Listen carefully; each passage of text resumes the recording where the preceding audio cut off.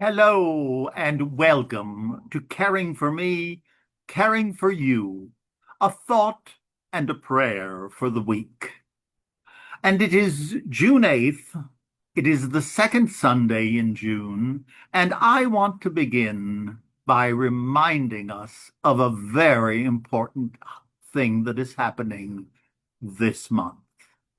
Happy Pride to each and every one of you, my LGBT brothers and sisters, and allies all over the world. This is a very important month, and here in America, it is even more important that we stand up, that we celebrate, and we are counted. There are still those of us who lived through the first pandemic. Many of us think of the AIDS pandemic as being the big pandemic. And it was a terrible experience. But many of us lived through the AIDS pandemic. And each of us has so many memories and so many loved ones to whom we said goodbye much, much too early. At the Marble Collegiate Church, I'm so proud of them. This year, once again, two of the panels from the AIDS quilt are hanging in the sanctuary. And if you're in New York, Fifth Avenue and 29th Street, do stop by. Have a moment to reflect. The actual quilt itself is huge. It covers the entire area in Washington on the mall, and it probably goes beyond at this point. But the last time I saw it in its entirety, it was one of the most moving experiences. And as I walked among the many, many panels, I saw many names, and they weren't names. They were loved, dear, and cherished friends. And we honor them.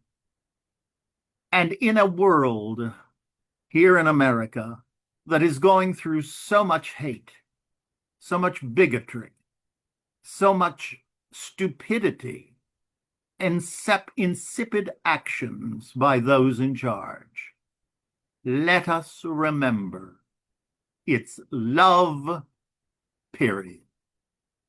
We were each sent here to love and to be loved. And if we do nothing more, we will have accomplished so much.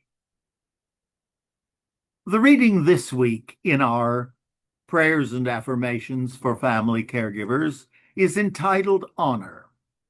And in the caregiving world, the LGBT world community has done so many wonderful things. In fact, as we've often talked of, the phrase family of choice came out of the LGBT world.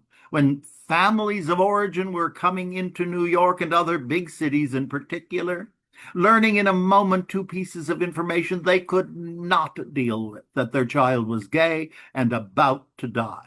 And they fled. But who came?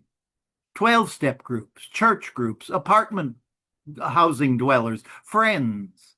There were lots of people who came and held hands, often holding the hand of one person as they died, waiting for the person next.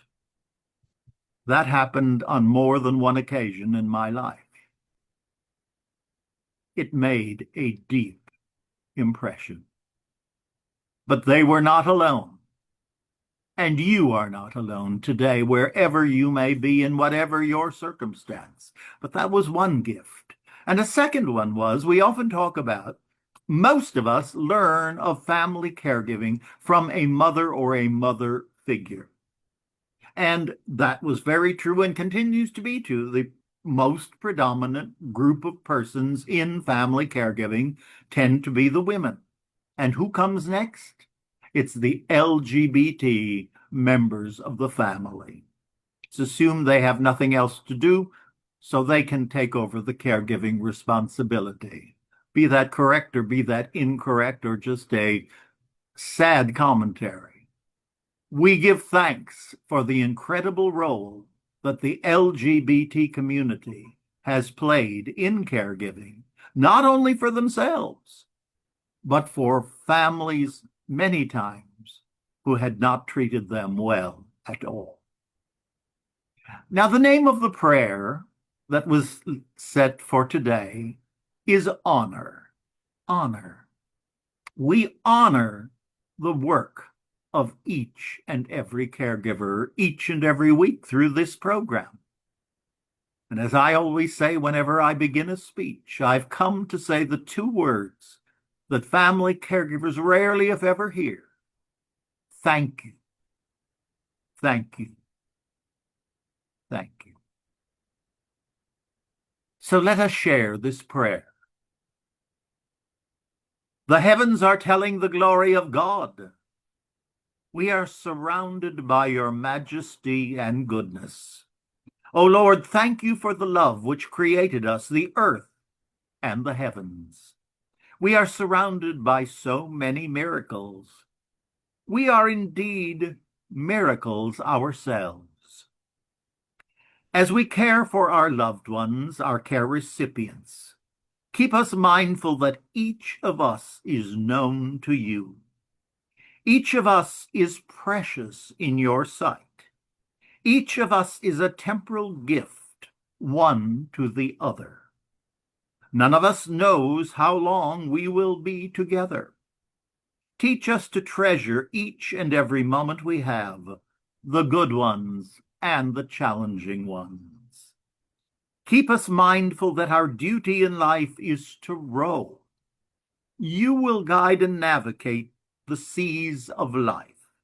If, however, we decide to be the guide, director, navigator, we need to remember that you do not row. Keep us vigilant, humble, responsible, and loyal in love and service. Remind us to walk and grow through this life with our head in the heavens with you and our feet here on earth where our work remains. And we give you thanks and praise today, tomorrow, and forever, world without end. Amen and amen. One of the last lines of this prayer is one that is so special to me. Something that I learned long ago, and much of that in the 12-step work. Remind us to walk and grow through this life with our heads in the heavens with you and our feet on earth where our work remains. Now, I'm going to end today's broadcast with a writing and a reading that has been very special to me for many, many years. And this week, as I was going through a number of papers, I came upon this beautiful, it's a creed. It's called the Sparkle Creed by Reverend Rachel Small Stokes. Creed, I believe, credo. I believe in the non-binary God whose pronouns are plural. I believe in Jesus Christ, their child, who wore a fabulous tunic and had two dads, and who saw everyone as a sibling child of God. I believe in the rainbow spirit, who shatters our image of one white light and refracts it into a rainbow of gorgeous diversity. I believe in the church of everyday saints, as numerous, creative, and resilient as patches on the AIDS quilt, whose feet are grounded in mud and whose eyes gaze at the stars in wonder. I believe, glorious God, help my unbelief. Amen. Thank you for joining me today. As we always say, onward in love and caregiving. Namaste. God bless and have a wonderful week. And I look forward to seeing you real soon. Happy Pride.